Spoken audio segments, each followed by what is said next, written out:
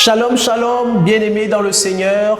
Quelle grâce, quelle faveur, quel privilège de se retrouver aujourd'hui dans le cadre du Paraclet. C'est notre grâce, c'est notre privilège et nous l'annoncions déjà dimanche que nous nous retrouverons dans le cadre du prochain Paraclet pour parler encore du Saint-Esprit parce que c'est la semaine de la Pentecôte. Je vous invite donc à prier avec moi avant de poursuivre notre enseignement du jour. Seigneur, nous te rendons toute la gloire, nous te bénissons pour la grâce et le privilège que nous avons de communier ensemble autour de ta parole pour être édifiés sur les mystères de ton royaume, Seigneur. Merci pour ton esprit de grâce, l'esprit de puissance, l'esprit de feu que tu nous as donné afin que nous puissions accomplir ton œuvre, afin que nous puissions être des témoins efficaces de ta part. Merci pour ta présence maintenant qui nous communique la grâce, qui nous communique la force, l'encouragement nécessaire pour aller de l'avant. Nous te soumettons nos cœurs et nous te rendons toute la gloire dans le beau et précieux nom de Jésus-Christ de Nazareth. Amen. Amen. Soyez bénis, soyez encouragés au travers de ce message. Et comme nous le disions déjà dimanche, nous annoncions que nous nous retrouverons dans le prochain numéro du Paraclet pour partager quelques clés nécessaires pour recevoir le baptême dans le Saint-Esprit. Alors le thème de ce jour, c'est comment favoriser le baptême dans le Saint-Esprit. Comment favoriser ce baptême dans nos vies et comment raviver la flamme du Saint-Esprit dans nos vies lorsque nous nous sentons vidés, lorsque nous nous sentons épuisés. Vous savez, il y a une image très simple pour comprendre que même quand on a déjà été baptisé du Saint-Esprit, il y a des moments où on a besoin d'être rempli à nouveau. Et ce fut le cas des apôtres qui ont prié pour être à nouveau remplis afin d'annoncer la parole du Seigneur avec efficacité. Et cette image dont je parle, c'est l'image d'une lampe. Vous voyez, je me souviens à une certaine époque, on utilisait des lampes à pétrole. Et lorsque vous mettez le pétrole, il y a une mèche qui rallie et qui fait en sorte que le pétrole soit puisé pour donner la flamme. Et plus il y a du pétrole, plus la flamme est importante. Et vous vous rendez compte qu'au fur et à mesure que la lampe est utilisée, la lanterne, au fur et à mesure qu'elle est utilisée, le pétrole aussi diminue. Et qu'est-ce qui se passe quand ça termine? Vous avez besoin de rajouter du pétrole pour que la flamme soit encore plus importante. Et c'est le même principe. Nous avons des vases qui peuvent aussi se vider et donc à des moments nous avons besoin d'être à nouveau remplis du Saint-Esprit pour pouvoir faire les œuvres de Christ. Parce que ce n'est pas par la chair, ce n'est pas par le sang, ce n'est pas par la puissance humaine, mais c'est par la puissance du Saint-Esprit. Et d'ailleurs, Jésus l'a dit que vous recevrez une puissance, le Saint-Esprit survenant sur vous et vous serez mes témoins. Alléluia. Et donc nous voulons rapidement partager quelques clés, quelques éléments importants pour favoriser le baptême dans le Saint-Esprit ou alors raviver la flamme du Saint-Esprit dans notre vie spirituelle. J'aimerais que l'on puisse lire ensemble Actes des Apôtres au chapitre 1er, du verset 1 au verset 6. C'est notre texte de base et pour ceux qui le souhaitent, vous pourrez lire jusqu'au verset 8 ou au verset 9. Alors il est écrit, Théophile, j'ai parlé dans mon premier livre de tout ce que Jésus a commencé de faire et d'enseigner dès le commencement. Au jour où il fut enlevé au ciel, après avoir donné ses ordres par le Saint-Esprit aux apôtres qu'il avait choisis. Après qu'il eut souffert, il leur apparut vivant. Et leur en donna plusieurs preuves, se montrant à eux pendant 40 jours, et parlant des choses qui concernent le royaume de Dieu. Comme il se trouvait avec eux, il leur recommanda de ne pas s'éloigner de Jérusalem, mais d'attendre ce que le Père avait promis, ce que je vous ai annoncé, leur dit-il, car Jean a baptisé d'eau, mais vous, dans peu de jours, vous serez baptisés du Saint-Esprit. Alléluia. Allons-y directement au verset 8, il est dit « Mais vous recevrez une puissance, le Saint-Esprit survenant sur vous, et vous serez mes témoins à Jérusalem, dans toute la Judée, dans la Samarie et jusqu'aux extrémités de la terre. » Amen. Voici donc ce texte qui nous sert de texte de base, de référence, pour parler du baptême dans le Saint-Esprit et principalement de quelques clés nécessaires pour favoriser cela dans nos vies. Alors, premièrement, sur le plan interne, il faut noter que l'un des éléments importants pour favoriser le baptême du Saint-Esprit dans sa vie, lorsque l'on ne l'a jamais expérimenté, c'est la repentance. La repentance est nécessaire.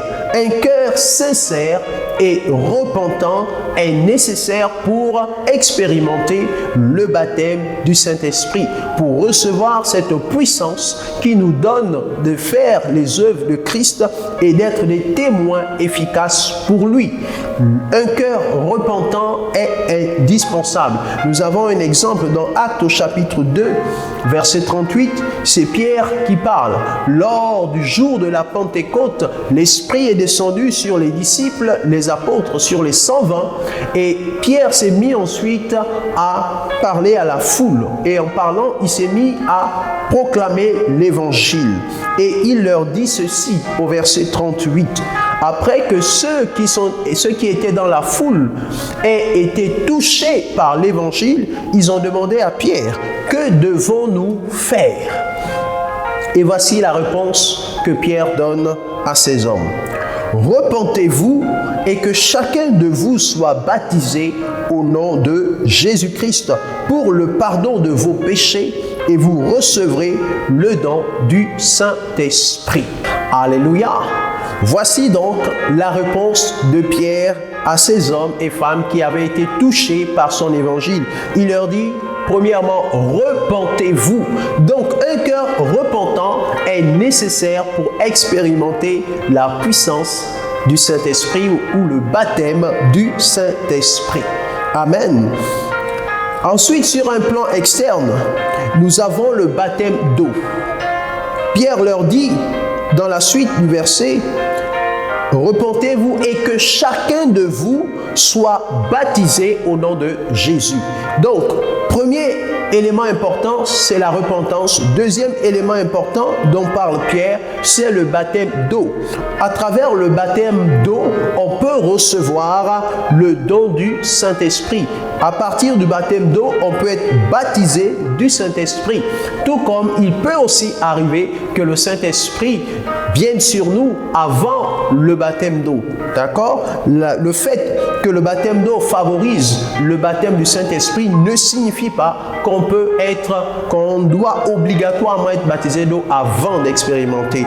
Le baptême du Saint-Esprit peut se faire tout aussi bien avant. Et nous avons l'exemple de Corneille et sa famille dans Actes des Apôtres au chapitre 10.